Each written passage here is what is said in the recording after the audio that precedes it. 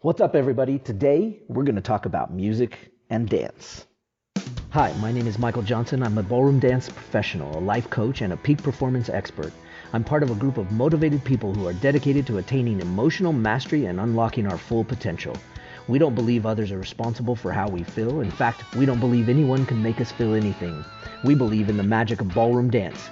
It has taught us how to improve our bodies, challenge our minds, and inspire our souls. And in return, I want to share those lessons with the world. We are lifers, and this is Magic for Life. What's up, lifers? Michael Johnson here with the Magic for Life podcast. I'm so glad you joined me today, and we're going to talk a little bit about music and dance. What's so attractive about music and dance? You know, so many people love music, and so many people do enjoy dancing. Not a lot of people in the world have gotten into it again. So if you don't dance, there are so many different forms of dancing that you can get involved with. But everybody loves music, some type of music. And I suppose there are people out there. So if you're one of them, that's thinking to yourself, gosh, I don't love music. I understand. But there's something you love. There is something that you love to do. You love to experience. It might not be dance, it might not be music, but obviously the radio has existed for a long time. People love to hear music and they connect with it. People love to dance. In fact, since the beginning of time, people have been dancing and using their bodies to tell a story of the past, the history, things you should be afraid of. And initially, dance probably started out, with the cavemen trying to indicate to each other that, hey, you should stay away from that big cat. It's going to kill you. And so there's little things like that. But dance is such a great storyteller as well as music. And it tells of history, it tells of potential future. But most importantly, the things that we do that we love, they help us get present. And that's really what I wanted to talk with you about today. It's about getting present. It's about being in the moment. I read this quote the other day as in a meme that popped up on social media, and it was pretty simple. When you're a musician, you don't play the music to get to the end note. That isn't the goal. You don't play it to achieve the ending. In fact, when you listen to music, you don't listen to the music to get to the end of the song. In fact, it's quite interesting because they say, play music. Well, what does that mean? That means that you're in the moment. You're playing the music. You're doing it at that one particular instance. And you're enjoying the moment of being present with that music and connecting with it and hearing it and experiencing it and letting those waves vibrate through your body. When you hear it, it impacts your soul. Music is so powerful. And now when you combine music with dance, you get something even more powerful. You're moving your body, you're connecting not only with yourself, but hey, one of the things I love about ballroom dance is that you get to connect with another person.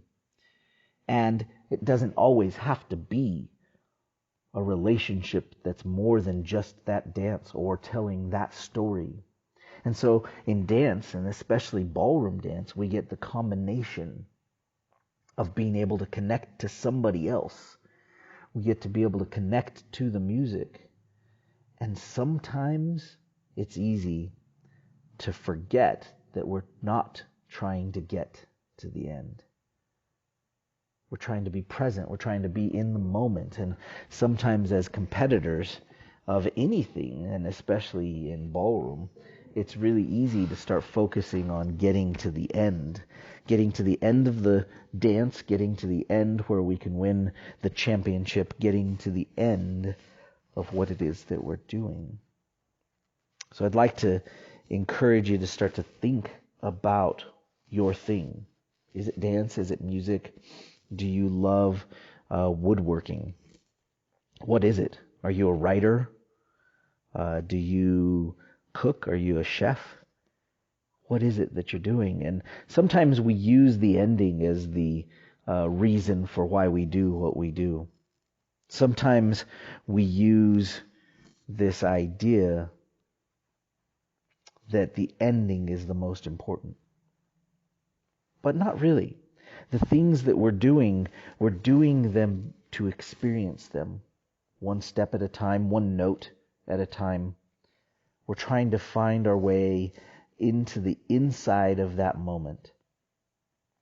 And it's not about getting to the end. We don't dance to get to the end pose. That's not the best part. We don't play music to get to the end note, because that isn't the best part. It's about being in the moment, about being inside of the thing that you do.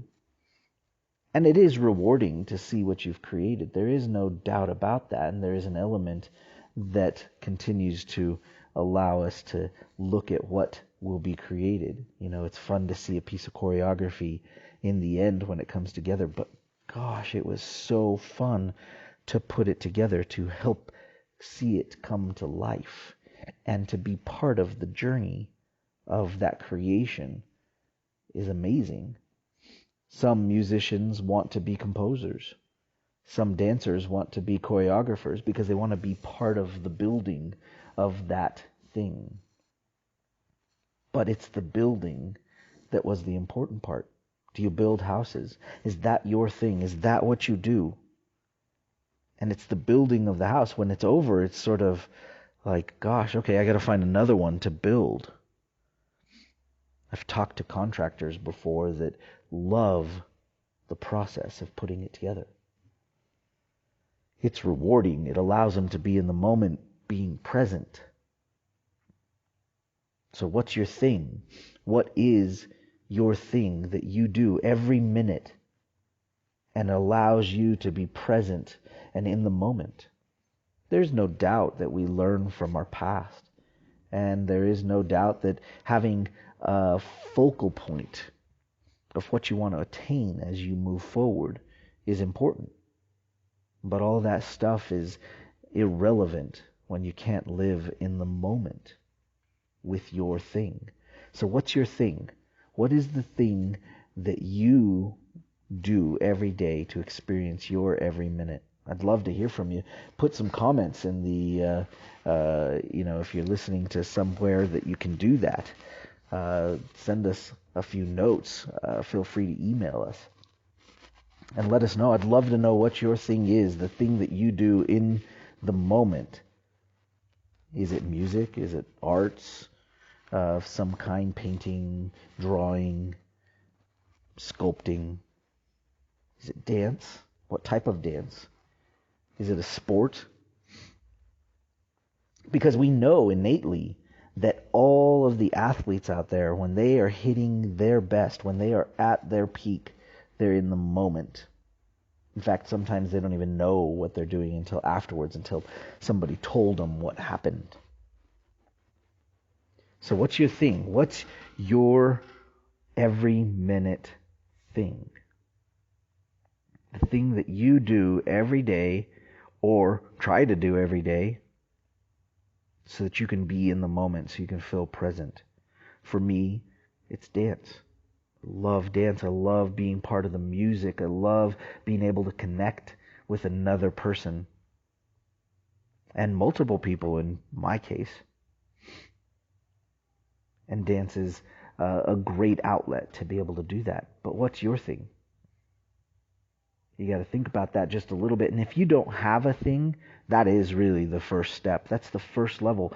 That is what needs to happen so that you can start to get into your every minute, your moment, your ability to find presence in the minute, in the second.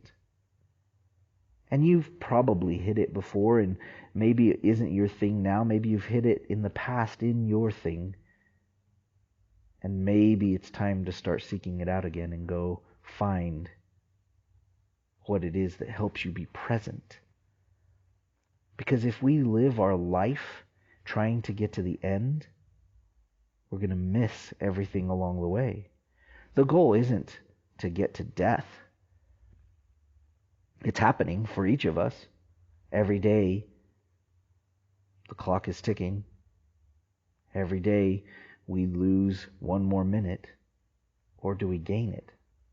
Well, it depends on how you look at it and how you live it. Gain each minute and experience every minute. So I encourage you to start to think about that. If you don't have a thing, find a thing. If you do have a thing, then what's inside of it? Because you know what? The depths of it are huge. See, I'm a dancer, but inside of the dancing, I have a lot of things that I love to do. It draws me to it for so many reasons, and through the years of doing this thing, because I've been dancing since I was 5, there are moments that I did it for different reasons, and that it filled me up for different reasons. And so what's my thing now? Well, I do love to help people. I do love to help them take their life to the next level, and it just so happens that dance gives me the ability to have a catalyst to improve people's lives.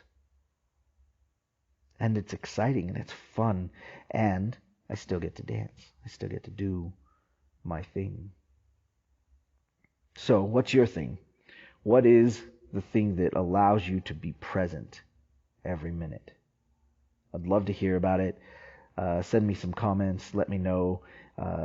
Let me know that you're out there and that you like what's going on in these podcasts, so that we know to keep creating more like it. So feel free to send us a message. You can find us on social media.